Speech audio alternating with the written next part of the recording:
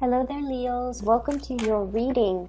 When I was shuffling out the cards, I saw two kind of slideshows. So I'm going to talk about them one by one and how they relate to the cards that are on the table here. So the first thing that I saw is I see this little girl. She looks about 15 or 16. It looks like the 1800s. She's wearing a dress and she's on a bicycle. So she hiked up her dress to be able to sit properly on the bicycle so that the dress, the hems of her dress, doesn't get caught in the spokes and the wheels. So she hiked up her dress, her knees are exposed, she's wearing like stockings underneath and some shoes, dress shoes. And she is just really happy with this new bicycle. So she's riding all over the village and she's going through a dirt road. And it looks like it recently rained, so there are puddles of water, rocks. So it's an uneven dirt road with a lot of mud, but she doesn't care. So she's riding through it, and she got mud like all over, her dress. It kind of like got into the tires, and then it splashed back on her clothes, on her hair. And she doesn't mind, like she's having a really good time. When she got home, her mom saw her, like her knees exposed and dirt all over her. Her mom gave her a scolding. So it cuts away. So what I'm feeling with this energy, it seems like, it's the 1800s, or at least it's a different time, different era, where gender roles were different, gender expectations were different, social expectations were different, what it means to be a girl, what it means to be a boy, and things like that. So her mom is sort of chastising her, like, you're a lady, you're 15, you're almost, marriage age. You're supposed to be more ladylike. You're not supposed to be a tomboy. So I feel like there are definitely societal, social, gender role expectations, or something that is, imposed by other people onto you. And it feels almost like you have outgrown it. And you feel like it's restrictive. You feel like it interferes with your life. You feel like it's interfering with your ability to really live your life and enjoy your life. So I see many of you going through this stage where you are really questioning.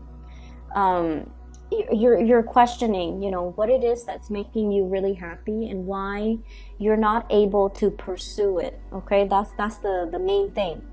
And I feel for many of you, it could be, if you're on the younger end of the age spectrum, it could be, family expectations.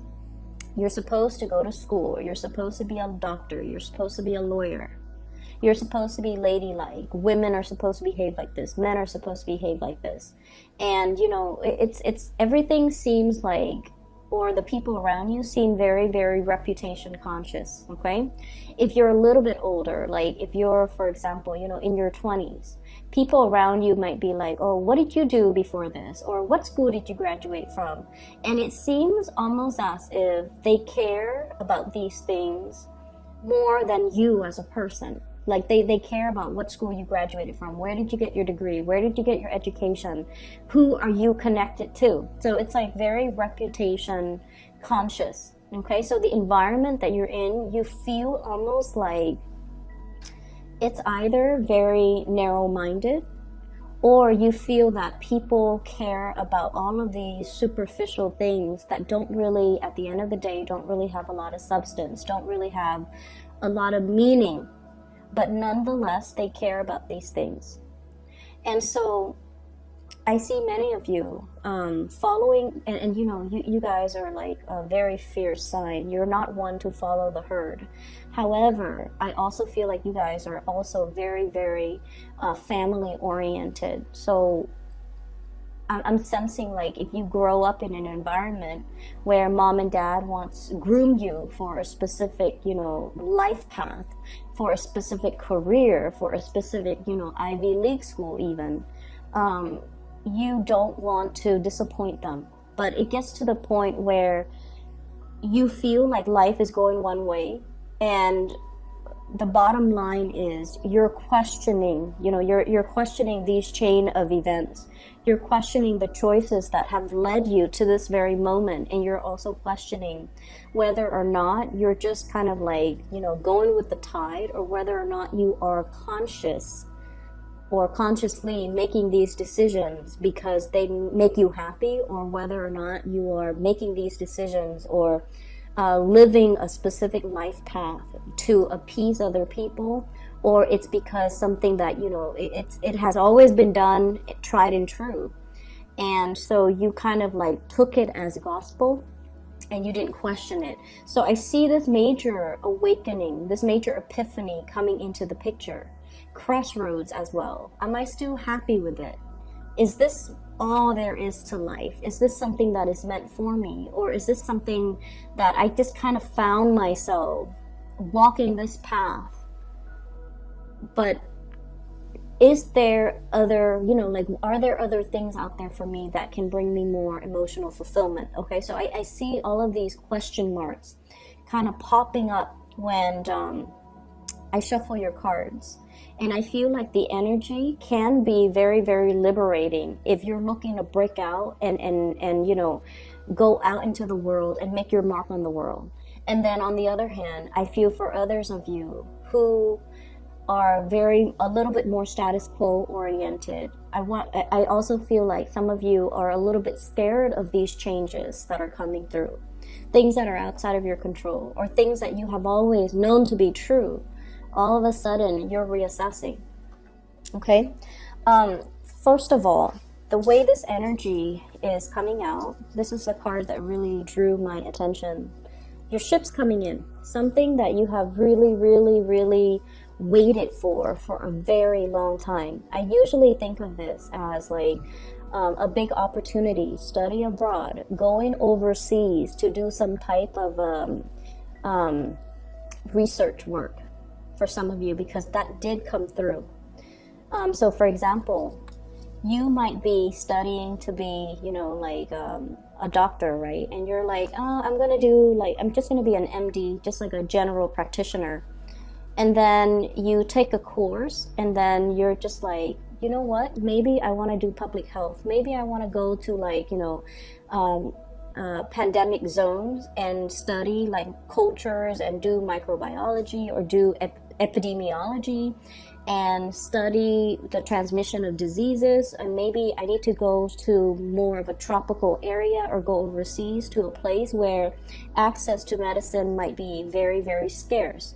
So your family might tell you, you know, family expectations here. You're going to be a doctor. You're going to be like, you know, either a general practitioner, or you're going to be a surgeon, and you're going to work in these really posh, high-end, either private practice or in a very, very prestigious hospital. And your life is going to be all set. And you're just like, actually, I really want to get into this because I want to help people. And if I want to help people, I want to go to places where the needs are, you know, impoverished neighborhood, underserved communities, especially going overseas to areas that don't have access to healthcare. So that's an example that I saw, so that I'm reiterating it, okay? And of course, all of you who are watching this are not in med school or not trying to be doctors, but that's a big example that I'm using. Mainly because I feel like you're being groomed for something and it's making you happy, but you're also questioning whether or not you can do something else that is more meaningful. So I see this conflict coming out. On the one hand, you are very, very happy, but on the other hand, you're almost operating from the Aquarius spectrum, where you're wondering, like, what is my contribution to humanity? At the end of the day, it's not so much about what I want, what's making me happy, but how can I share my gifts with the world? How can I make things better for other people? So you're going through a little bit of a soul searching. What's really, really making me happy? Can I really, really be happy when the rest of, you know, humanity is really suffering? So I feel this major maturation process happening here with Leos. And I also feel like you're plugged in, okay, to this collective consciousness, where on the one hand, your life might be really happy and dandy. But on the other hand, if you see, you know, poverty and homelessness and just people struggling to get by, there's an element about you where you want to share your resources in order to make life, even temporarily, because you're not naive, okay? So share your resources, share your skills, share your knowledge to make things better for other people. Some of you are rethinking like a major career path, rethinking, and I definitely feel like something from like a private arena to more of a public servant. That's what I'm feeling. So I feel like, for example, if you're a psychiatrist, if you're a doctor, you're thinking possibly going, packing up your bags from private practice. Even if you're a lawyer, private practice, going to be like a public defender or work in a more public environment where you're helping a lot of people. So you do want to, on the one hand, really serve humanity, but you also like, you're happy where you are. I don't feel like there's problems with this 10 of Cups here. You're very happy and you feel very blessed with everything that you have achieved and everything, all the good things that are coming your way.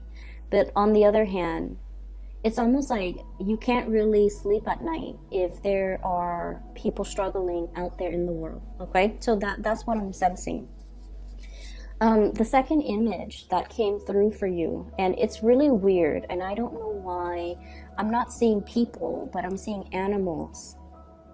And the animals have, human characteristics, like human behaviors. They look like animals, but and I don't know why my guides don't show it in terms of a scene with humans, but let me just relay the message.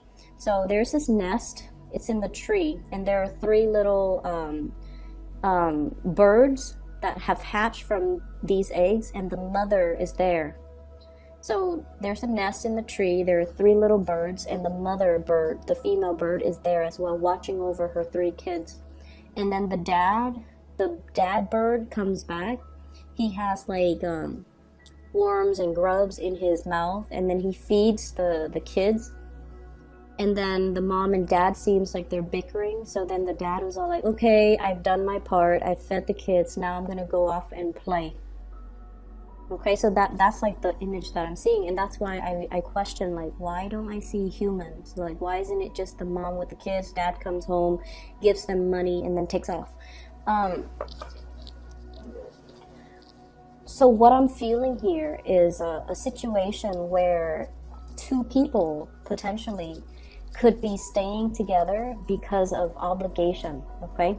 Because of expectations from other people, because they're trying to keep the family unit intact, because both of these people have specific roles that are assigned to them, okay? So one person could be in charge of taking care of the kids, the other one is like, bringing home the bacon, bringing home the money. And I feel like there is even a concept with like power differential in the relationship, where the person that works or the person that earns money or the person that earns more money in the relationship feel like they control the relationship. So there's an element of control here that is very deeply rooted in this spread. And I feel like you're at a point in your life where you want to be on your own. You want to be self-sufficient. You want to not have to depend on other people. So, if someone is like helping you pay for tuition, for example, and they want you to only study certain things or, graduate with a certain major, I feel like you're starting to feel the pressure, or you're starting to feel that, there's strings attached in this union, or there are strings attached in this give and take. And I feel like someone is dangling something over you and constantly reminding you, I'm doing this for your own good, or I'm doing this, or, you owe me, or remember what I'm doing for you so that later on you don't forget me. So it's like very strings attached, it's very much conditional, okay? You have to do this in order to get that. So things are very, very conditional. And I'm starting to feel like you're feeling the weight of it. You're feeling like there is no free lunch. You're feeling as well that the other person is dangling this thing over you. And so your ability to make your own decisions might be severely limited, okay? I'm sensing as well, in a work environment, there is some type of unfairness that's coming through. First of all, I have here the Eight of Pentacles, okay? Working hard, keeping your nose to the grindstone in the reverse position, with the Devil in the reverse position. Some of you might physically just be like, this job is not doing it for me anymore, and I'm reassessing whether or not I want to invest more time in it. And then I also feel some imbalances in the work environment where the people that are not really doing their job, they're getting the promotions because they know somebody, because of their connections, or because of like just corruption is such a broad term, but I'm just going to use that. Favoritism, corruption, strings attached. You know, you do this for me and then I do this for you. Like, I'll scratch your back and you scratch mine. So it's a very, very, from your end, Leos, it's a very unethical, toxic type of a situation. And I feel like many of you might have already left that situation waiting for new opportunities to come on the horizon for you. And you're prepared because you knew this wasn't working. And then I feel like for some of you, you might stay in a job because of the financial security. It pays the bills. And I feel almost like you've been wanting to leave for quite some time. But, you know, you have family, you have people that are financially dependent on you.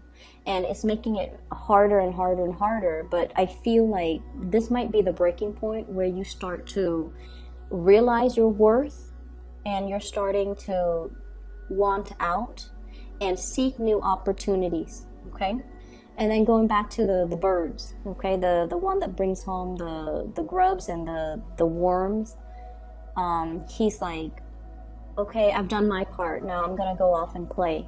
So I definitely feel the weight of responsibilities, obligations, especially when it comes to child rearing, when it comes to family expectations, when it just comes to not being able to get your alone time, okay?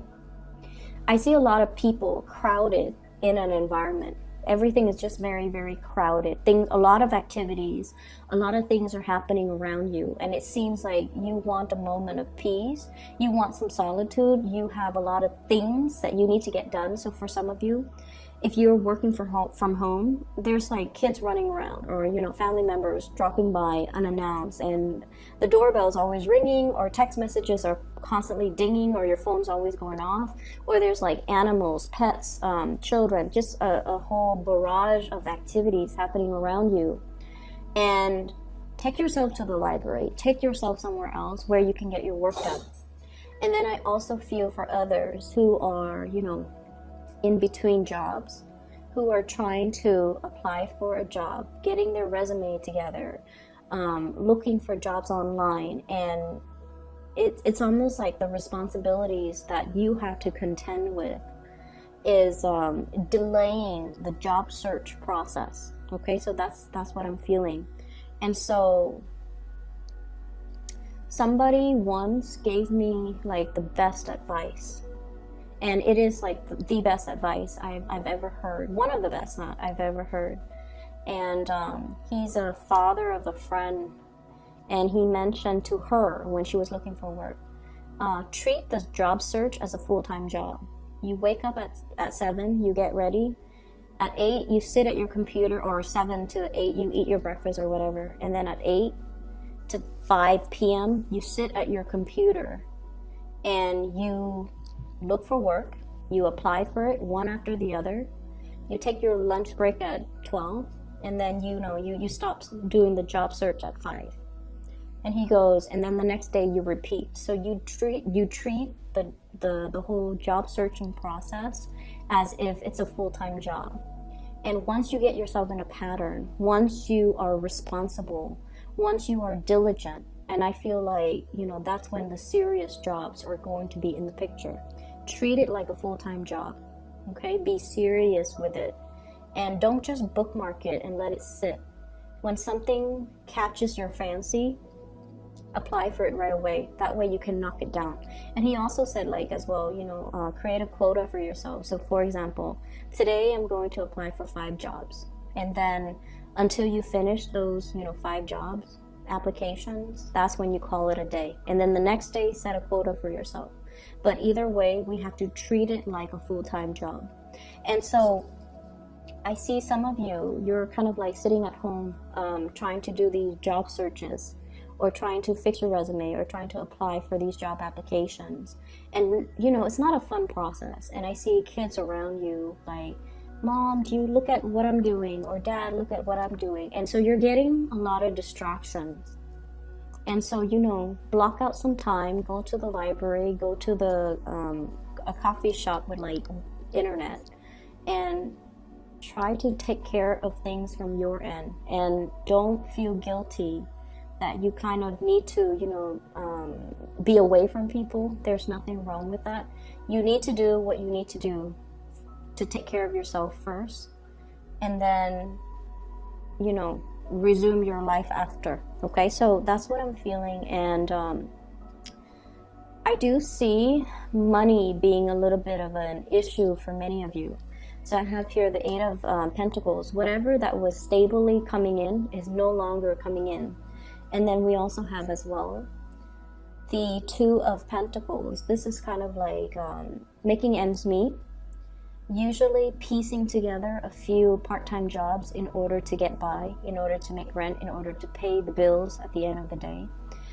There's a lot of assistance coming through from family members and loved ones. I do sense that. But I feel like, while we're in this space, it's really, really, it can feel really disheartening. Okay? I do sense that. It can feel very disheartening. But they're really telling you not to cut corners and do things the right way. I have here the Wheel of Fortune. Things are going to come into the picture in divine timing. It's in the reverse right now, and so it requires a lot more discipline, a lot more diligence, and a lot more consistency from your end. We have as well the 7 of Swords, and this is strongly on top of the Wheel of Fortune. Do not cut corners. Do not take the easy way out. And you really have to commit yourself in order to create the new life or the new job, or to attract the things that you want that are actually going to be good for you. Okay? I'm going to leave it at that, Leo. So honestly, I tried to do a reading for you guys last night, and we have a lot of the repeat cards. Okay, I couldn't see any images last night, so I tried to do it again today, and when I shuffled it out, 4 of these cards were repeat. We have the Tower, the Wheel of Fortune, 7 of Swords, the Judgment card, as well as that, it actually was the 7 of Pentacles that came out, waiting for a situation, but now you're no longer waiting. Your ship is coming in. And I just feel like, keep at it. Go on your journey. If you need a break away from people in order to get things done for yourself, don't feel bad, okay? This is more about breaking out of the norm, or breaking out of the mold, and finding yourself, and finding whatever it is that really strikes your fancy, something that you want to do, even though other people have different expectations of you. So I feel like you're carving that path, or you're paving that path for yourself, so that you can be freed and unencumbered by other people's expectations. So I will leave it at that. I hope the reading is helpful for you guys, okay? Once again, for those who are still emailing me about personal readings, I don't do those anymore. I do have somebody that I highly recommend. Her name is Bridget. She is phenomenal. She's very psychic, and I've used her services over the years, and I've also recommended her to my family members and my friends, and I highly recommend it if you are looking for a reader.